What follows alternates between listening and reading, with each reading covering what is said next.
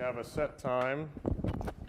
This is a public hearing for the sale of property parcel number 194610, also known as 322 Argonne Place. Is there anyone to speak for or against the sale of this property? Move to close the public hearing. I'll second. Further discussion? All in support, please say aye.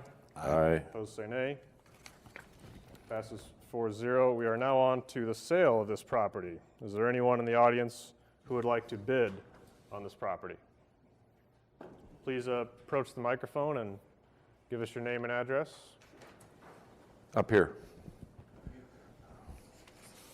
If you go back there, you'll be on the nightly news. Yes, my name is Eufrasio Tarosina.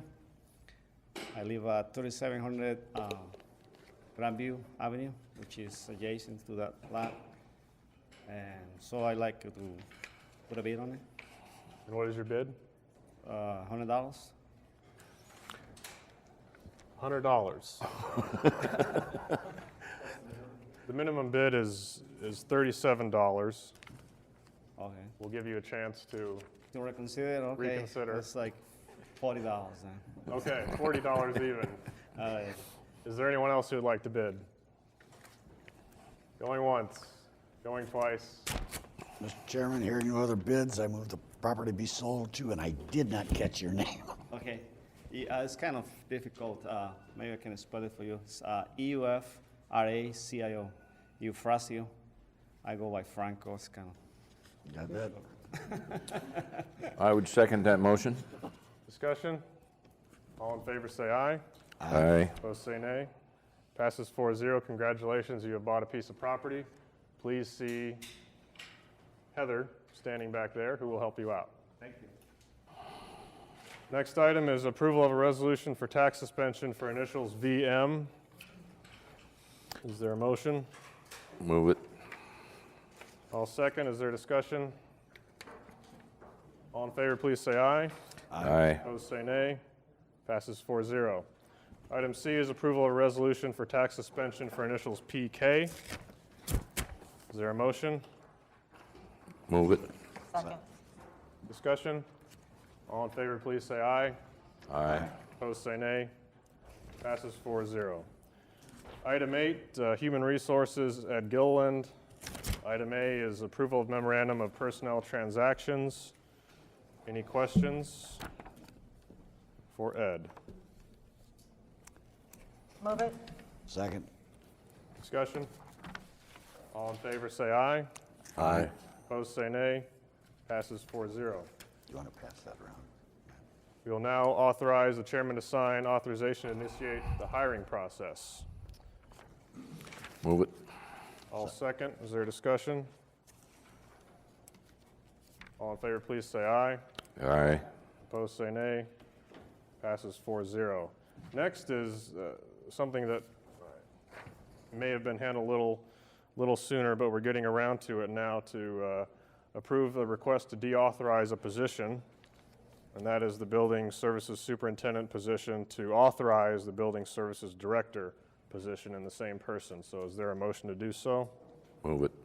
All second. Is there discussion? All in favor, please say aye. Aye. Opposed, say nay. Passes 4-0. Item D is follow-up as requested by the board. Ed will give a briefing on CPR and first aid supplies. What we have here is a situation where a number of years ago we were given grants to put defibrillators in various locations throughout the county. We also at the same time found money for grants, thanks to information that Gary shared with us, to put first aid kits in a number of these locations as well. What's happened is these are beginning to expire. There's no more grant money available, so we're having to find the money to replace these items. As an example, the pads for the defibrillators, they actually do have expiration dates on them. We're getting past those expiration dates. We're concerned that they may not function properly if we do need to use them, and that obviously creates a terrific safety issue for the person who could perhaps need that defibrillator, but also it creates liability for the county. So we're asking that the cost to replace those pads and the necessary batteries that are also expiring for the defibrillators, that be taken from the liability fund. And as far as the first aid kits, those do need to be replaced. Many of the bandages and the gauze and things like that, some of the medications that are in those are getting old. We would ask that be borne by the individual departments. The cost for the first aid kits, we've got 20 of them that we could purchase at approximately $15 each, $15.50 to be exact. We've got some other items on there as well. CPR cards, we would ask that those be borne by the departments. Those are at $6 per person. And the CPR rosters that are necessary, Melissa, help me with the CPR rosters. Those are necessary for the folks at yes. Certified CPR. And so those costs should be, they're relatively small, should be able to be borne by the departments. But the pads, the batteries, the combo battery pad kits, we're asking that those to be borne by the liability fund. The total between the first aid kits and the defibrillator pads and batteries is approximately $7,352.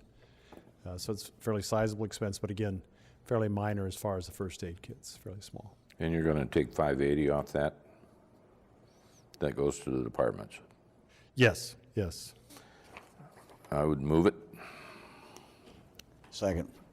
The motion is to approve a new funding source. Could that be stipulated again? Yes, the funding source would be it would be the liability fund. And again, we don't lose any economies of scale in terms of purchasing.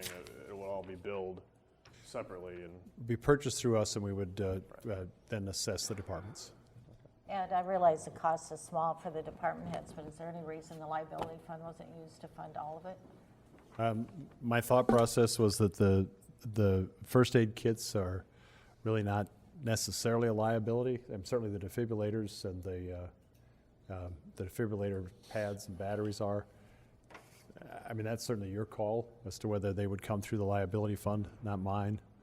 But my thought was those are typically more day-to-day type of things in the first aid kits, rather than overwhelming emergency type of things like the defibrillators would be. Made sense, just like office supplies or anything else, that would be borne by the departments, to me. And how much was it, 536 across all other departments, or? It's $580. $580, yes, across all other departments, and about $350 for the CPR cards and rosters. probably look at this as how would we fund it if there was no grant to begin with, because we're Yes, kind of getting a Band-Aid pulled off when grant funding runs out, and we need to establish what we would have done if there was no grant. And it seems like for day-to-day expenses, spreading them out does. that's, I was just curious as to yeah, that was, why you broke it down, and the only reason the breakdown was just it seemed more like it was day-to-day expense as opposed to the big overarching emergency type of cases that really likely wouldn't involve somebody from that department, would actually be probably a visitor in that department. so not to be picky, but in the future, then is there a line item, then that's going to be Dennis? supplies in each department, or they're just going to figure out how to squeeze it out of another line item, or what? On the first aid, they'll actually pay it out, probably office supplies, Okay.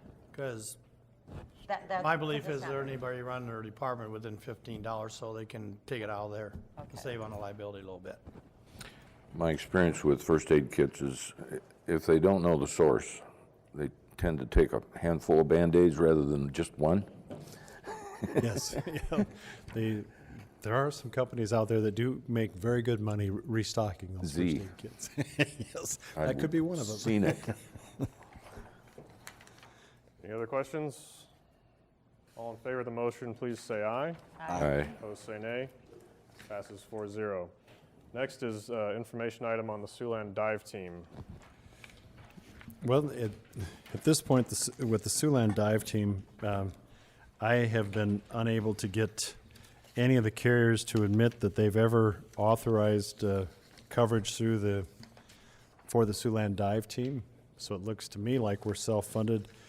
Conversation with Mr. Brown says that he's received certificates in the past of coverage. I'm not sure, from Human Resources. We're currently working with our carrier, IMWCA, on the workman's comp, and our carrier, One Beacon, on the liability side to try to review this to see if there isn't some sort of way to find coverage for it. Currently, nobody on the carrier side is accepting liability for it. So it looks like we're on our own. Are they under the county? No, they're a separate volunteer organization. They're filed with the state as a nonprofit, and they're part of that organization. Gary and I were talking before the meeting, and if we could figure out how to get them designated as statutory volunteer, which what a statutory volunteer is, this is covered under Iowa code. Josh could probably speak better to it than I could. It's like first responders, the sheriff's reserve officers, firefighters. They're what they call statutory volunteers. They can be covered under the workman's comp by the county. If they could be deemed as legitimately deemed as first responders, we likely could cover them that way. But at this point, as far as I know, given the relationship that they have with the county, where there is no employee-employer relationship, we're kind of on the hook for whatever liability is there without any coverage to back it up. You know, there's another group called Dive and Rescue, right? It's the same group. It's the same group? It's the same group. Siouxland Dive Rescue. Gary, when did we pass this, you know? 2009, March.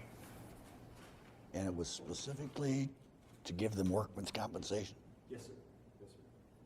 Yes, sir.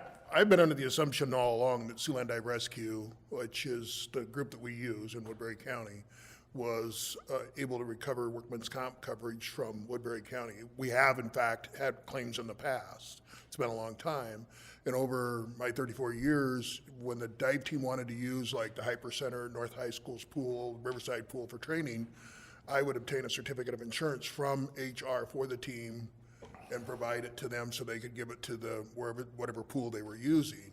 This is the only dive team we have access to. Plymouth County has a group of divers as well, but this is the dive team that covers our county, and it would be probably a county agency, either myself or the sheriff's department, calling them out. One of my people or the sheriff's department calling them out.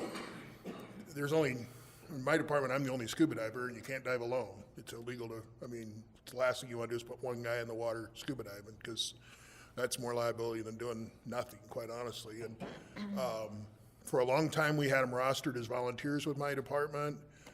We maintained a list of their membership and their call-out phone numbers and provided that, we still do, to the 911 center so that we can get a hold of them.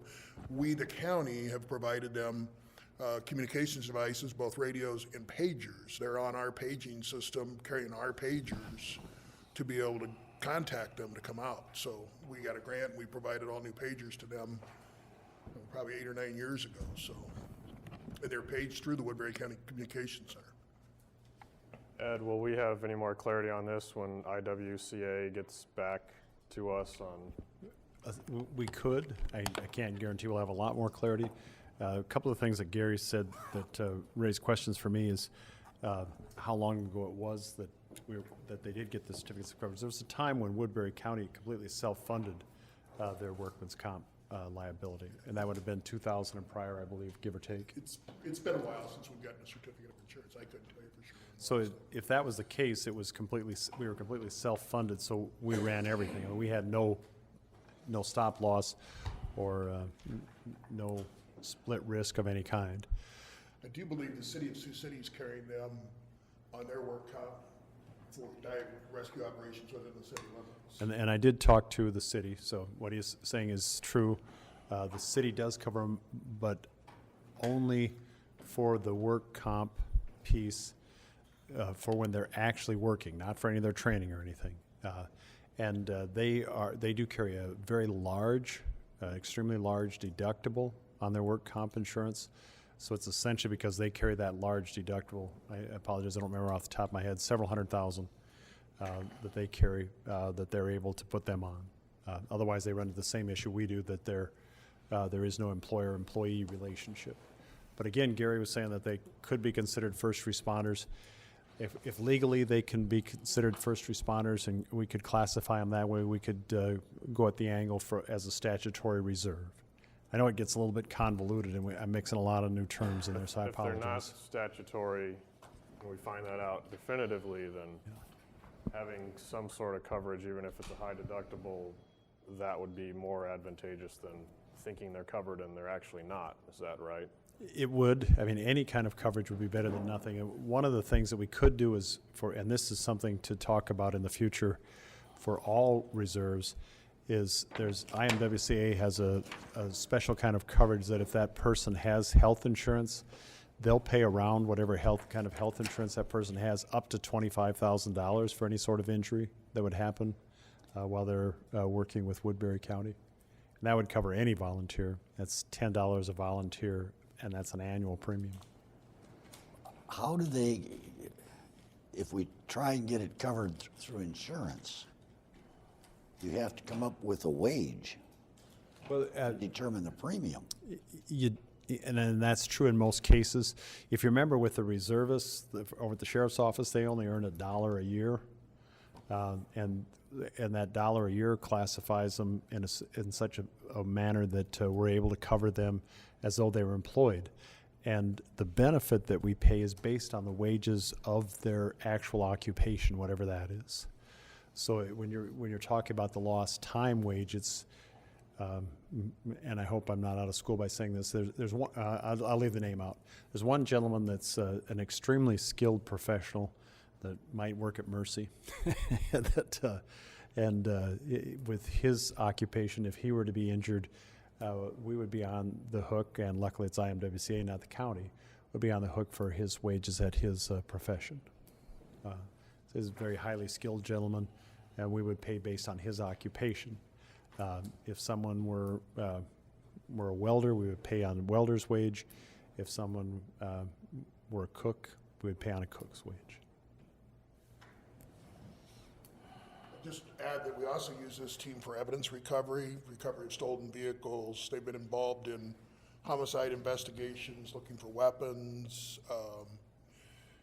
They operate under the incident command. They operate very safely. They're all very well trained. So the incidences of where somebody gets injured is very low, but the potential is there, especially when you're diving in. And I would say in 99% of the cases, that diving is going to take place in the unincorporated area of Woodbury County. So we've called them out in the last few years we had a drowning down by Smithland. We've had cars in the river, evidence to try to recover. So both my department and the sheriff's department have used them and continue to use them. So. Well, certainly, but the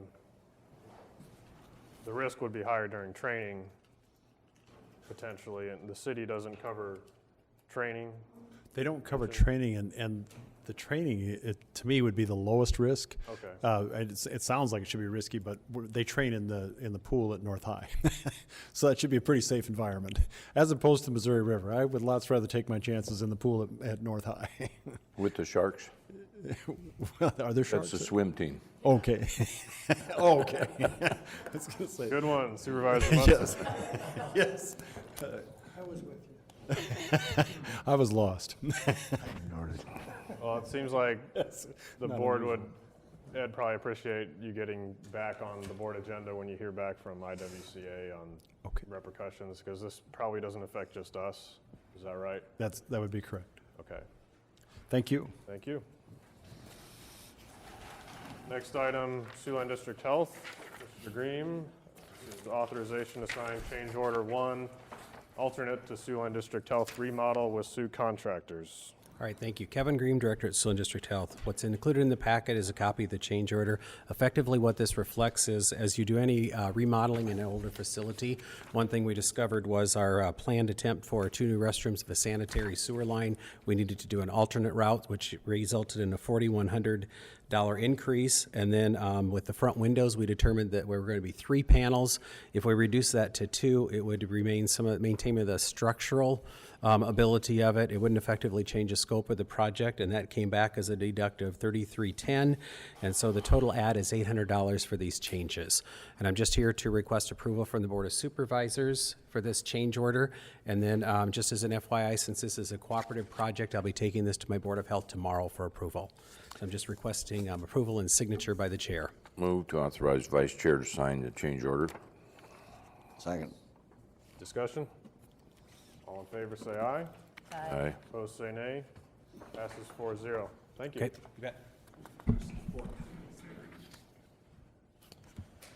Next item, welcome back, Mr. Brown. This is an opening of bids for the purchase of a rescue truck. We're kind of repeating what we did last year. We're taking a standard, basically an off-the-street vehicle and buying it and then modifying it for the purposes of using it for rescue. The first bid is from Kneffler Chevrolet. And bid total is $45,690. And we have 2 from Jensen. I'm not sure why. Second bid is from Jensen for $49,399.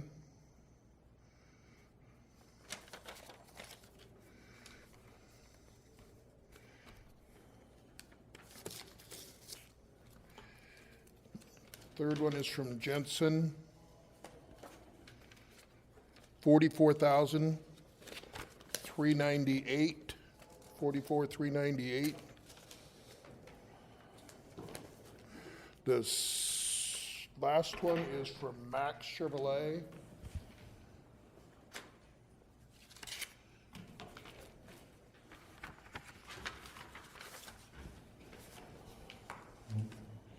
And their total is $45,185 even. And I would request that the board refer these back to my department for review, and we'll return hopefully next week. Move it. Second. Second, is there discussion? Yeah, I got an earful from Mr. Berry about bidding companies that their home office isn't here. I'm just telling you. Just, Mr. Berry and I agree on that. So, I mean, I don't disagree with, I feel like every opportunity we get to spend Woodbury County taxpayers' money in Woodbury County, we should take advantage of it if it financially makes sense, so. Further discussion? All those in favor, please say aye. Aye. Opposed, say nay. Thank you. Passes 4-0. Thank you. Secondary roads. First item is to receive and consider award of bids for project FEMA 35, 36, 37, 39, and 40, but not 38. I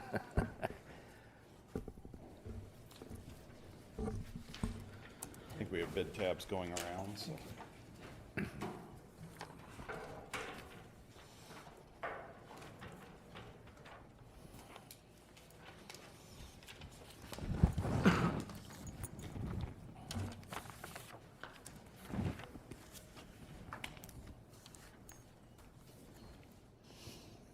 We received 2 bids for the project. First is from L.A. Carlson Contracting of Merrill, Iowa.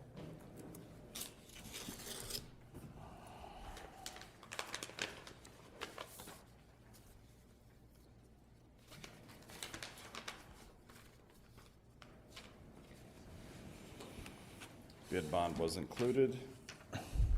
Total bid price, $89,685. 89685. Our second bid is from Newater Construction of Ottawa, Iowa.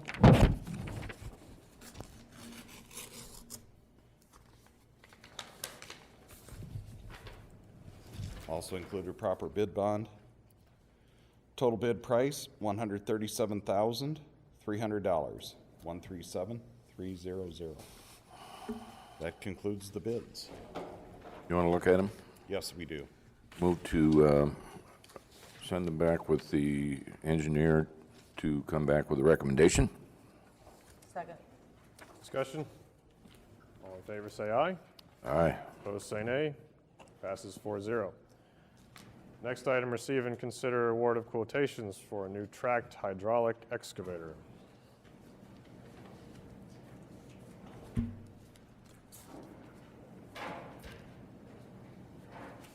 I have bid tabulations for the board for this as well.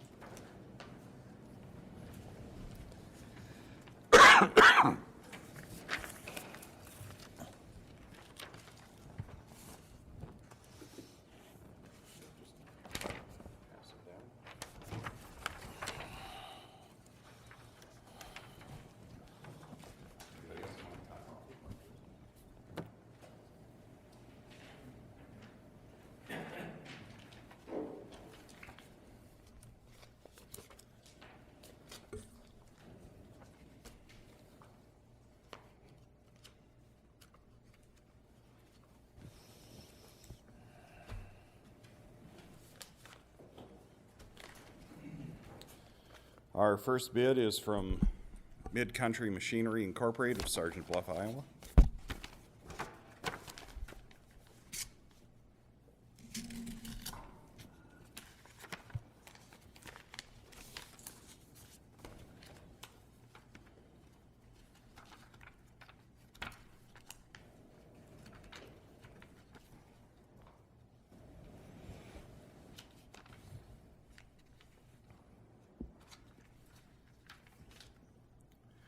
We did also request a price for a 60-inch ditch cleaning bucket. The standard bucket for this is a general excavation bucket. So our machine price for Mid-Country Machinery is $175,995. For a 60-inch ditch cleaning bucket, $3,700.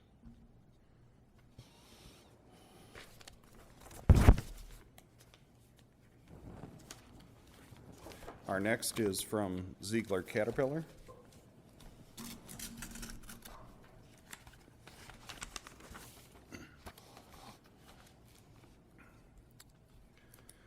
Bid price, $204,004. 60-inch ditch cleaning bucket, $68.35.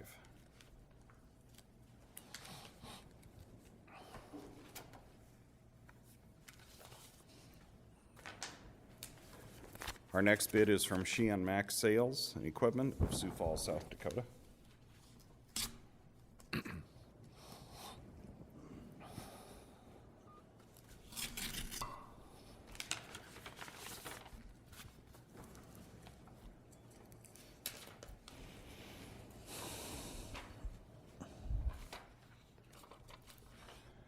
Total bid price, $194,795. 60-inch ditch cleaning bucket, $3,705. So $194,795 and $3,705.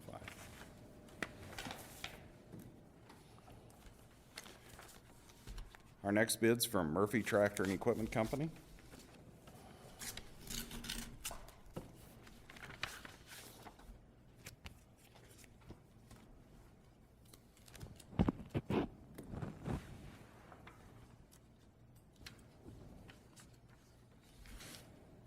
Total bid price, $209,900. 60-inch ditch cleaning bucket, $33.20. So $209,900. Excavator, $33.20 wood bucket.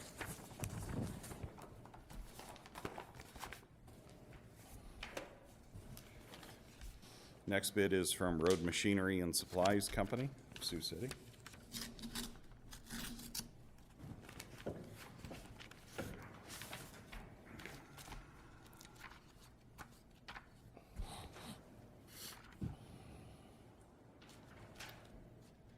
Total bid price, $215,891, $215,891. 60-inch ditch cleaning bucket, $37.96.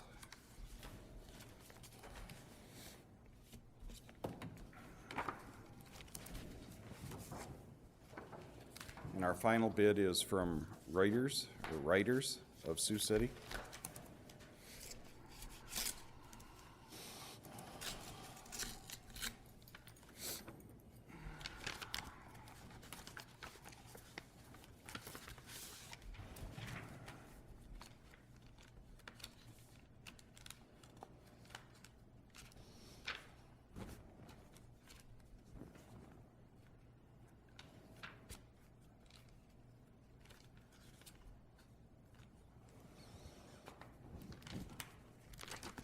Total bid price, $199,750, 199,750.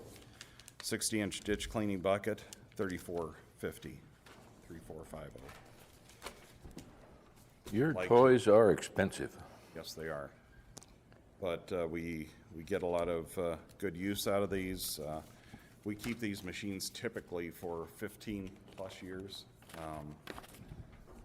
This is not necessarily a low bid purchase for us.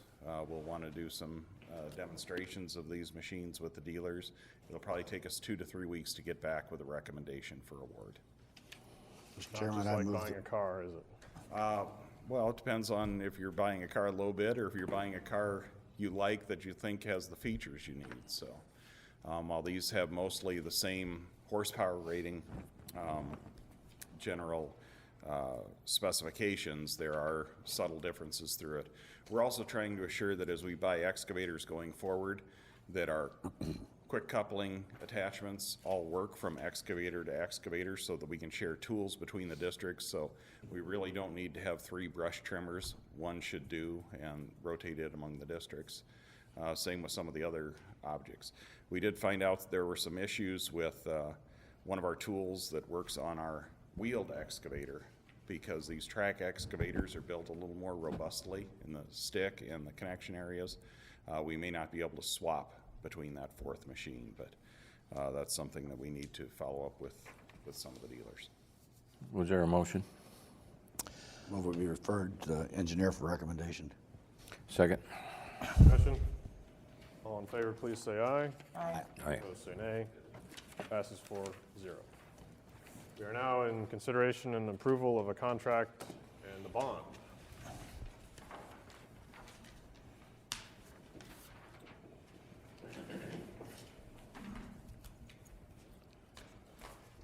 Recommended is towards Graves Construction for $904,806.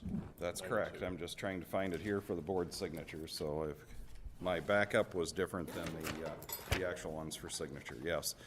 This is for our project BROS CO97 Perrin 120. This is the 280th Street Bridge. It's just to the west of Old Highway 141 on 280th. We're replacing an aging pony truss with a new continuous concrete slab bridge, and the appropriate road grading go with it. The low bid was from Graves Construction for $904,806.92. I recommend award. Move it. Second, is there discussion? All in favor, say aye. Aye. Opposed, say nay. Passes 4-0. There are 3 places requiring the chair signature, and they are tabbed for you. Sir? What's the completion date on this, Mark? That one is scheduled to be completed. The starting date and completion date should put it sometime in November. As a- I was looking at the liquidated damages. If they don't get it done until next March, you still only got $1,000 there. We don't push as hard on the gravel road bridges as we do on the paved roads. They are different on the bridge north of Lawton, as I recall. Our work, typically DOT looks to balance county work, city work in among their state work. And knowing how busy these contractors are, they tend to give open bidding periods. It's projects like K49, the Lawton Bridge, that you should have an award recommendation on next week, that we really press to have very tight working days on so that we get that paved road system open. We have a little more control when we do the lettings locally, and sometimes that does cost us a little extra money when we try to exercise that control. So. I'm going to send you an email I received from a gentleman that lives on east side of Port Neal. He's paying Orton Slough drainage tax. We've had this discussion before, but it doesn't go anywhere. And I don't nothing we can do about it. Unless Not much, unless the board would order a whole reassessment of the Orton Slough district. but I don't know what good it'd do him, but he could get out of this Orton Slough. I can't believe he's paying that much. I would have to, I'll look up his name and see what he is paying in district I'll taxes. send it to you. for Yeah. I would guess that his share is not huge, but I know he really has, since the interstate cut through there, there's very little value added to those folks that are on the Yeah. west side of the interchange that aren't right at the interchange where they have access to that drainage. Yep. The property that Design Homes, now Port Neal Welding sits on, for instance, has great access to the intakes, but some of the ones farther west and north arguably don't have nearly the good drainage there. And just as an aside on the Orton, we had a couple of concerns expressed. If you've driven by there, it is a lake right now.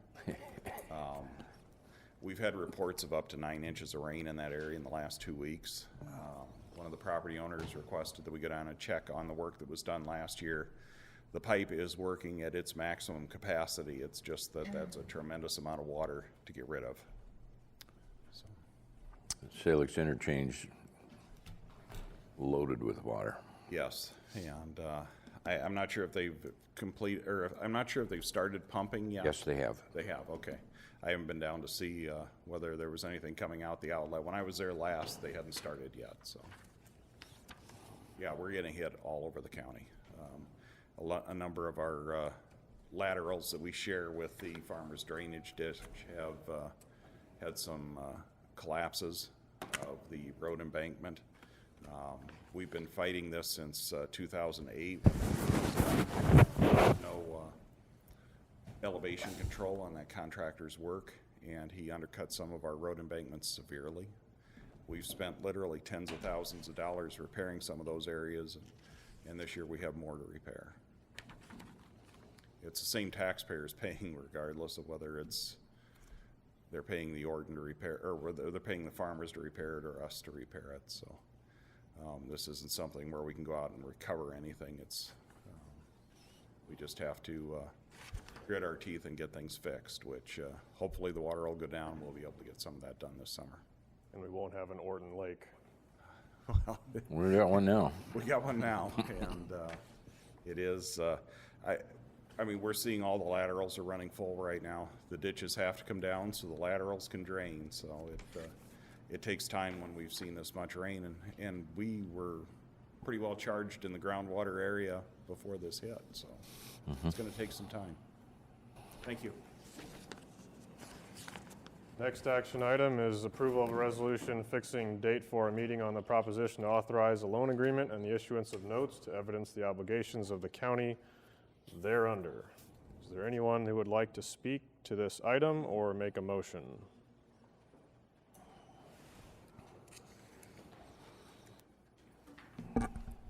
Okay, you'll notice the amount's a little different than what we are gonna borrow. The reason our bonding attorney suggested we go a little bit higher to be authorized to go that high if we have to. Example would be the LEC entrance is costing us $20,000-$30,000 more than we actually had budgeted.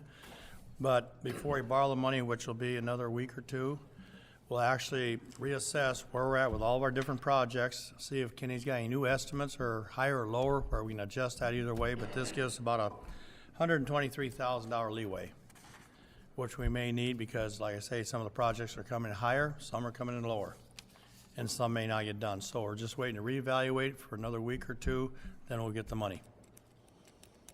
The hearing's set for May 17th at 4:45, 2 weeks, so that'll give us a little better idea too. Move we close the hearing. This is just, yeah, okay, you're right, go ahead. Second. Discussion? All in favor say aye. Aye. Opposed say nay. Passes 4-0. So what do you need, just This is actually setting the resolution, setting the date of the hearing. and when did you say it was? I'll move it whenever I'll move it to set it. May 17th. May at 17th at 4:45. 4:45. Yeah. I'll move that. Second. Discussion? All in favor, please say aye. Aye. Opposed say nay. Passes 4-0. Thank you. Thank you, Dennis. We are on to item 13, Chairman's Report. First item deals with website improvements. This has been a lot of behind-the-scenes work that's been going swimmingly.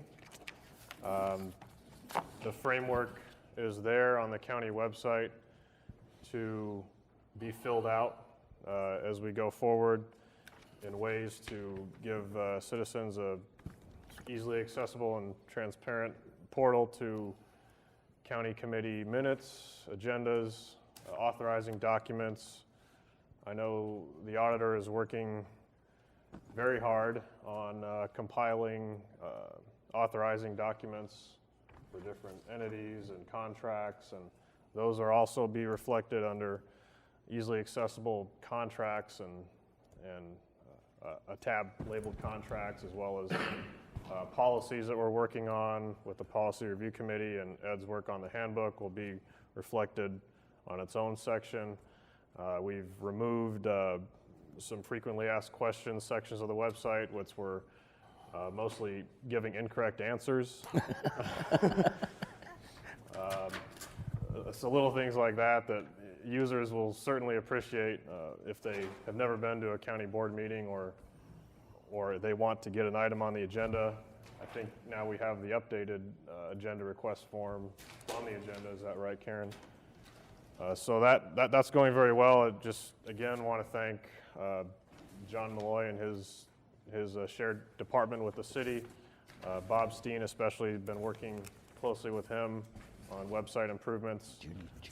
And we're excited to provide some training to department heads on the changes at the next department head meeting, Monday the 19th. That's the update for the website. Policy Review Committee, those minutes will be included in the next agenda. Perhaps the biggest thing out of that is some of the security awareness training that John Malloy has brought to the attention of WIC and also the board. And we decided as a work group and as a committee that it'd be advantageous for the county to provide that training and actually to require that training to protect the county against viruses and malware and other things like that. I did go to Smart Connections ISAC conference last week with John Malloy, and he was able to find some actually free services he wasn't aware of that will help as we combat malware and things like that from ISAC and their resources. So next week, Mr. Gill is going to bring to the board a resolution which will start the ball rolling on this sort of training impetus. Then it will be asked of, then my understanding is Mr. Malloy will approach WIC and perhaps formulate a memorandum of understanding as far as what sort of training, how periodic it would be, work with HR on how to implement that in order to mitigate some of the results that they found from the phishing operation within the county network. So I think John Malloy is very happy with the progress there. I have a question on Yes. that. So is the right order of that for us to pass a resolution prior to it going to WIC? It has, essentially has gone to the board, but here's what happened. We had a meeting, the policy meeting. We talked about whether this should be something the county does or WIC as a board should do that. And we met as a work group, and Joshua suggested that we take it to the WIC board, so it would be kind of an enterprise-wide policy, but he met resistance from the city side of things, and so is asking us to move forward on the county side as a separate issue as a separate type of program for WIC to work with the county. So we, what he asked was, he came back to the policy committee, asked us to pass it for the county. And so I put together this resolution that you'll consider next week to do that for the county.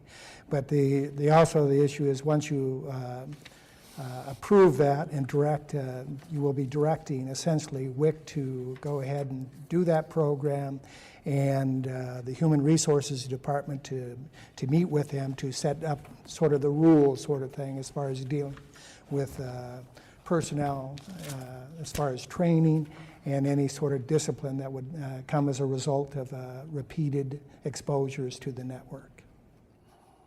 Is it time consuming? Is the training going to be time consuming for WIC? It didn't sound like it's being time consuming, but it's valuable because. Well, I mean, I'm not questioning the value of it. I guess what's in my head is, you know, we split our costs on devices. That's how, you know, the county has roughly, I don't know, I'm gonna kind of make it up, 40% we contribute to the WIC budget. The city does 60%. And I guess this will be my question at WIC, is when are we starting to tip the scales of, you know, we're requiring a lot from WIC these days, it seems like to me. I mean, I'm just wondering, are we gonna have to pay more for this to WIC? Is it fair to keep asking this without reimbursing them Well, some they more county do. money? They keep track of the time. Of devices. They don't keep track of time anymore. See, they went away from that because Right. that was labor intensive and it seemed to be the same, but I don't know if it's getting out of whack. Well, I think the city is going to do, on the city side, they are going to do the same program. It's just that they weren't going to do it as an enterprise-wide project. The city, John Malloy has to go to the city manager in order to get it implemented over there, and that's his intention. It's going to be the same type of training for the county and the city, but they didn't want to handle it as a board. They didn't want to, for whatever reason, the city didn't want to advance it as an enterprise-wide training program. And the reason I think is because as far as an overarching policy, we would discuss and approve policies, but I don't think the city council actually, I think that goes through the city manager. Right. Oh, is it the disciplinary? Did you say there was going to be discipline if you accidentally open an email too many times or That's something? to I be mean, is determined. that- That's to be determined. Right, that's not really our place, so that would be a conversation with WIC and John Malloy and HR. That's really, so Right. I don't think your resolution has any No, sort of stipulations there. no. I guess I just didn't know how much we wanted to do outside of, on our own, but, okay, I mean. No. thank you. I know a lot of what John Malloy is recommending is modeled after the city practices right now. And I think if I could, if I may, Go ahead. a lot of what he was proposing is really to designed to keep the integrity of his system. Right. And I understand he's that. concerned from, I think for his own sake, that our people have training. So it's really to benefit them as much as anything. Granted, it's our people. I'm not questioning the benefit of it. I was questioning Right. the sequence of the actions and, you know, getting ahead of And how it's paid commission for. and how it's paid for and, I mean, that kind of stuff, not the value of it. Right. I'm No, and sorry that- if that's what you heard me I mean, say. the other thing is that they actually did do some fishing already.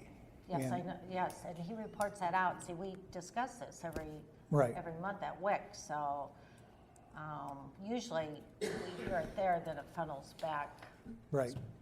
to this board, and this seems to be No, the that, way. I but- believe it is going it did do so, that way. okay. He took it to the board. And He I took, did miss last meeting, so maybe, Mark, were you there? I missed it too. I thought I had it Okay. for noon on that day. I was in Washington DC, so. right. I missed No, that. he said that he did take it to the board. That's when that discussion is taking place. Unfortunately, there was no county representative to. Yes, but that's why it came back to the policy committee, and that's why we're going in this direction. Okay. I'll bring it up there too, see what they say. Thank you. Department head meeting, I don't think there's much to say about it except the minutes. Supervisor Taylor has made sure those went out for any corrections. I'm sure I can accommodate any corrections as they come in to Karen or I. Already mentioned when the next one would be. Next item on the report, Little Anthony Courthouse. You're all probably aware of some leaking that has taken place. A work group composed of Supervisor Munson, Kenny, I believe the treasurer, has reached out to that municipality. And it's our feeling that we obviously need to mitigate the disaster so that we can continue operating. It serves a very good purpose for people in that area, the Little Anthony Courthouse. But as far as making substantial repairs, it's not in the county's best interest if we don't own the building, and that's the real question is are there any sort of maintenance contracts that exist? I haven't heard of any between Anthony and a third party, but there are some issues that we need to resolve as far as long-term. Are we going to pay 50-50? Are we going to continue to take on the liability of repairing a building we don't own, yet we operate out of? Supervisor Munson had reached out to the mayor, and correct me if I'm wrong, but he's going to get back to us on. Yeah, I gave him options that we discussed in the meeting. Basically, he told me that, and Mike told us, that came about in 1995. And the mayor told me that there were a group of citizens that raised the money for the building. Now, we've never paid rent. So it's a little hard to go to Anthony City Council and say, we haven't paid any rent, but we want you to be a partner in fixing this up. I suggested, because of liabilities issues, since they own the building and we use it, if somebody gets hurt, we're both on the hook. And I suggested to him that maybe we should transfer the title of that to the county so they don't have liability. One option for his council to talk about. I suggested that we really ought to have something in writing, so in 20 years, when we're all gone, somebody has a clue about how it happened, and he's going to kick that around with council and get back to me. For now, though, the few thousand in mitigating expenses will come out of the treasurer's budget. Correct. That Kenny will administrate and bill. Did you have anything else to add? Nope. No? Just wanted to be here in case anybody got a question about it, so. Mark, was there any discussion about sharing the city hall? Yes, there's no room. I figured that would be the response. They have something else in there. I'm not sure what it was. I'll make a trip over there and talk to some people. I don't think there's another structure in Anthony that's gonna be better than what we've got there. Right. So. Well, has anybody visited with Bob Noller? I did. Yeah, I talked with him. And it was a handshake agreement Yeah. back then. but I don't think the county was supposed to incur any liability there at all. And they were to provide the structure, and we were to occupy it, but there was never a contract drawn up. There was never anything in writing about maintenance or anything else. If I was the Anthony City Council and I never received any rent, I wouldn't be very excited about putting a lot of money in that building. There were two things we talked about doing. One is immediate bandage Right. of about $2,500, which you agreed to cover. The other thing is Kenny's going to look at what it really needs because it's got issues. The windows are leaking. There's maybe some cracking in the brickwork. Definitely needs a new roof. We can patch this one, but it's just putting it off for another couple, 3 years. Right. It's a strange roof system. It's screwed down. It was metal. a flat gravel roof years ago, and about 10 years ago, I think it was getting to where it was leaking quite bad, and Bob paid for. They actually used styrofoam to slant that roof to the west, and then he covered it with sheet metal, with I suppose barn siding, like Morton building siding.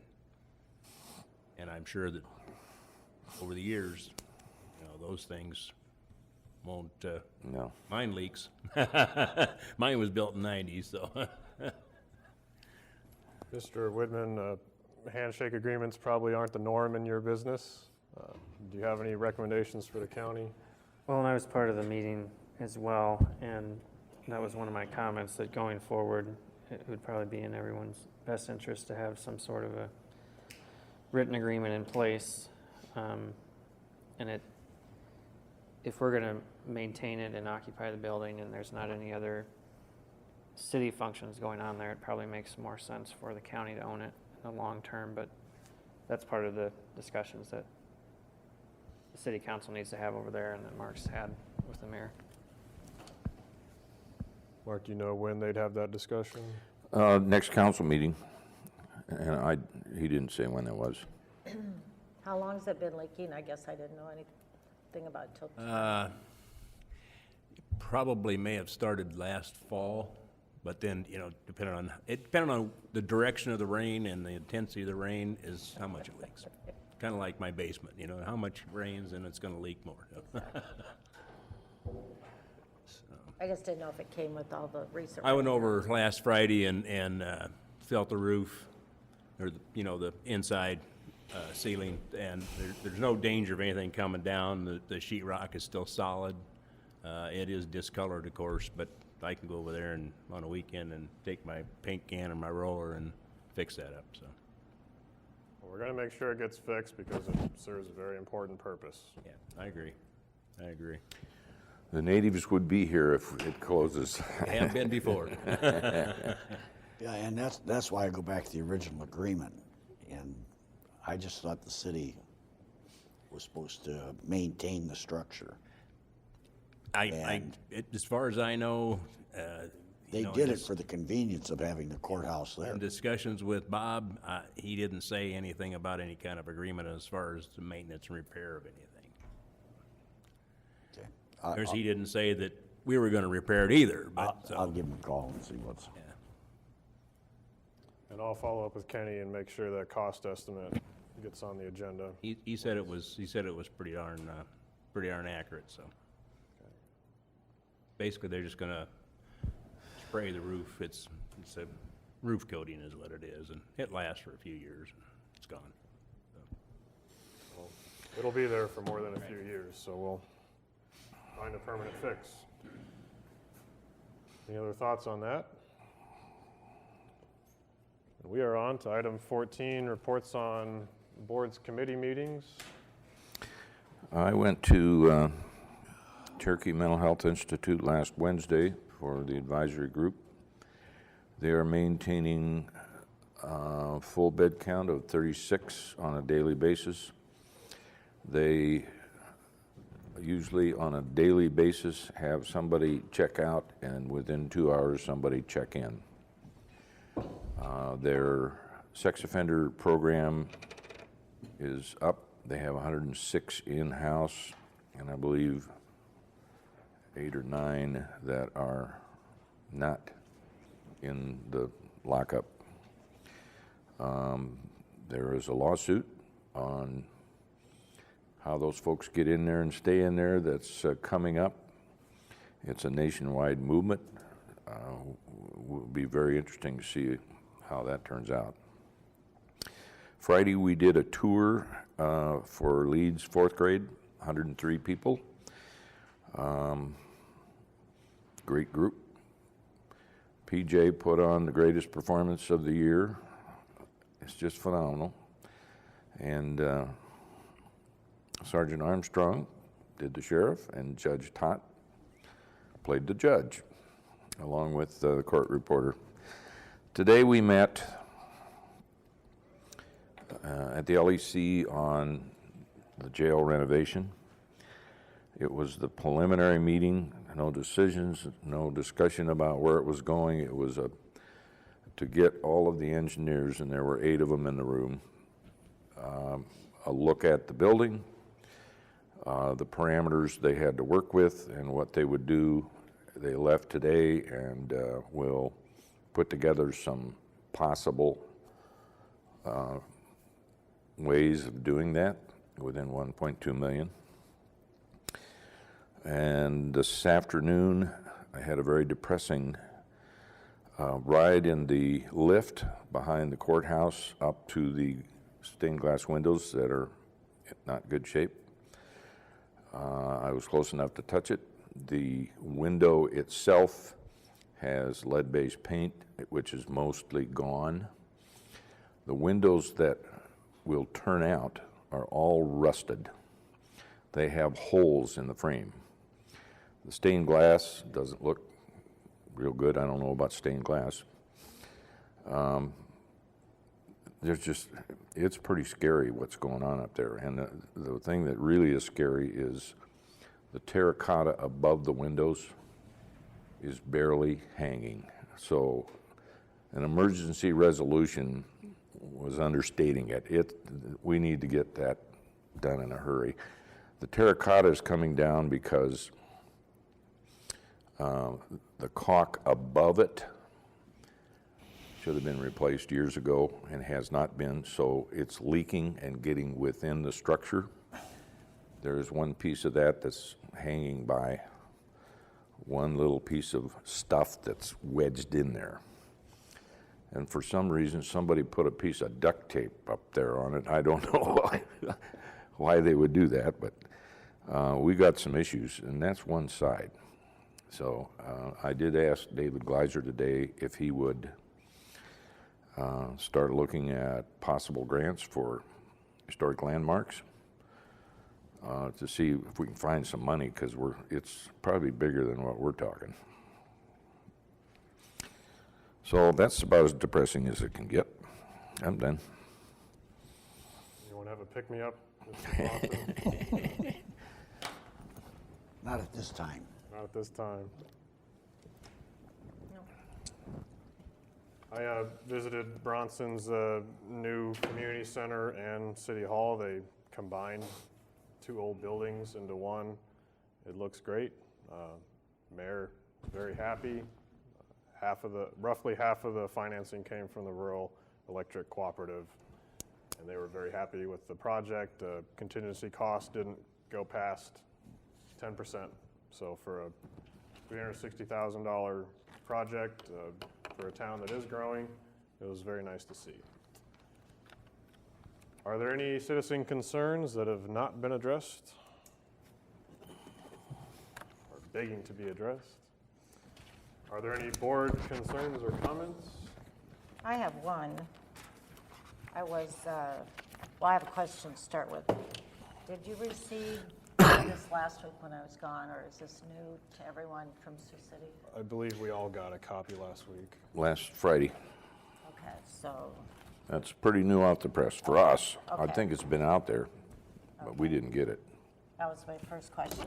I did review the tape too on last week since I was gone, and evidently, I believe you've been meeting, or you did have a meeting with the Chamber Initiative on the Ag Expo, and TIF is not going to be used or not considered. That was our understanding.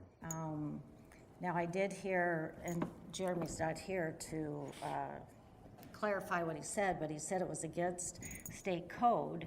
And I've talked to our bonding attorney so many times about this. I called him again this morning, and he assured me that it is not against state code to do that, but you do have to have city permission. Did he So say you can TIF over TIF? He said that we can expand their urban renewal area. But they already have that area TIFed, I asked him that specifically. and he said we can TIF over TIF. He said we could legally do that. If the city wanted to cooperate with that idea, or if the county wanted to go forward, that it is not illegal to do it. So I think there was some misinformation given out. I did ask him for a legal opinion of this, so you're just not listening to me on it. Well, but the concept of a TIF is that you freeze the taxes. So if we TIFed over a TIF, we're freezing the same taxes. It's not an income generator anyway.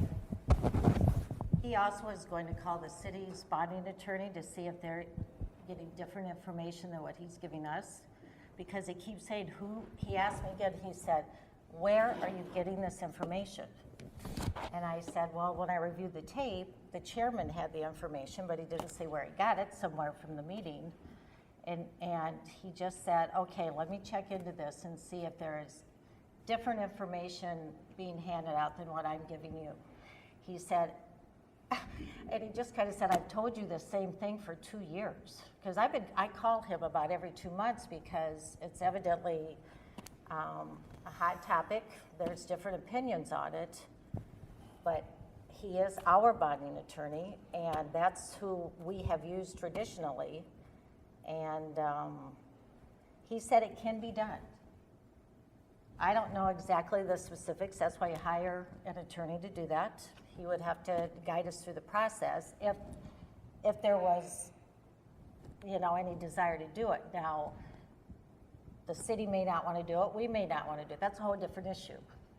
If we don't want to use the tool, okay then you move on to another pot of money. But to say it's against the code is incorrect, according to Bob Justin. Will you be able to get some legal document from him to share with the board? He said he was going to call me back today. I haven't heard from him, but after he talked to Allers, I will request it again. But I just wanted to be, forthright in letting you all know that I did call him again because I have taken a pretty, strong stand on. I think it's a good tool to use for development, and I didn't want it myself to give out wrong information. So I wanted to again make sure that, I knew some of what I was talking about, and he once again said that it can be done. Did he mention a joint TIF?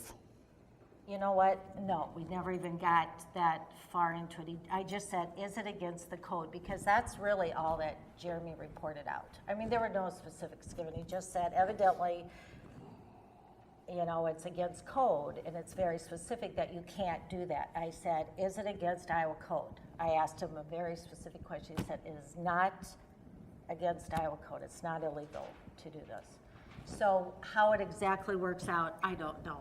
I mean, I'm not the TIF expert, I'm not the attorney, but I don't think, and if it doesn't work out for this project, so be it. It's an idea, it's a tool that we have. I don't know where the other pots of money would be to fund the Ag Center. I would like to see it go. I support it. But if somebody else has another, idea on how to fund it or another way, I'm certainly open to it. It's just the only thing in my little head that I thought that, we could access without putting all the taxpayers at risk, or having them, pay the bond back, or, we can use the money from CF, which is, it's just it's an easy thing in my head if you have the Well, the figure it county out. is certainly not going to quash any further discussion. We obviously need to get that letter from the attorney you mentioned. And it may be that the city has to give permission within 2 miles, and certainly within city limits. So that's the other bugaboo, and certainly if they have their own reasons why they would not want to do that, that's their prerogative. It's just that would be a possibility. No judgment here, just trying to get correct information out. Yeah, and I can't clarify Taylor's remarks on behalf. I know, and I wish she would be here, but I didn't want to wait 2 more weeks, and I wanted to let everybody know that I did call, so we'd probably get a bill for that. Also being at that meeting, a lot of it was just the repetition, especially from the initiative and Supervisor Taylor and I, that we're doing our due diligence. We need a specific proposal. Great idea. We need a dollar amount. We need Right. to know how many hotels are involved. Exactly. The city Yep. didn't really know.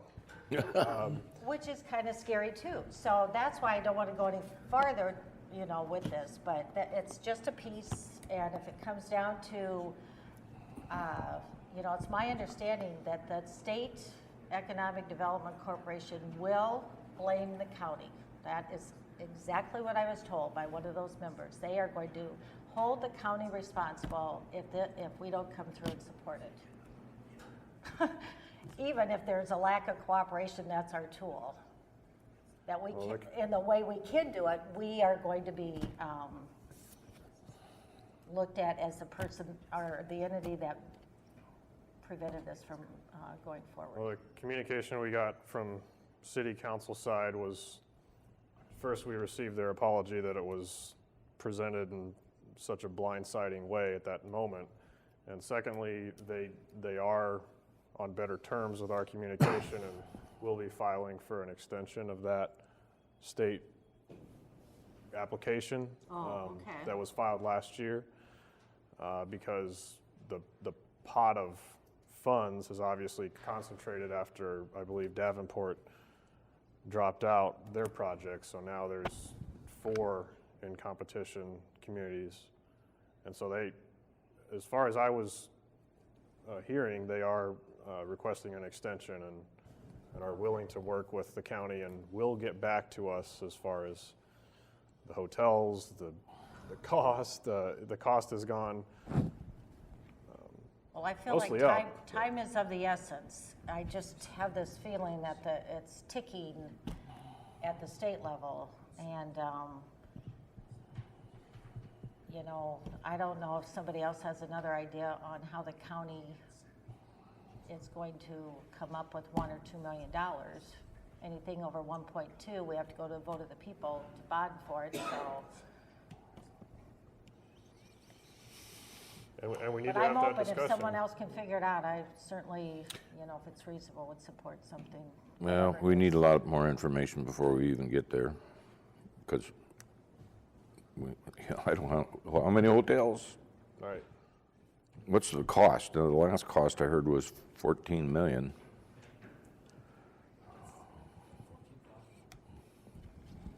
Probably growing. Okay. And then they increased the investment district, so It seems like a bigger deal to me because, and maybe for everyone, because was it Davenport that pulled out? And now there is more money at stake and there's more, you can access it, and it just, it's frustrating that those little details And I did share, that get in the way of what I think is a good project. and I did share what we learned in DC from USDA, that the more that it leans on education, the more funding there may be. Okay. I don't think they really picked up on that so much. I think most of the plans and the blueprints are already sort of decided on. Right. That's why I hesitated even to bring that in at this point in time. I mean, it's another wrinkle in it. Okay, that's all I want. I would move to adjourn. There being no further business before the board and there being no need for a motion to adjourn, I will declare this meeting adjourned.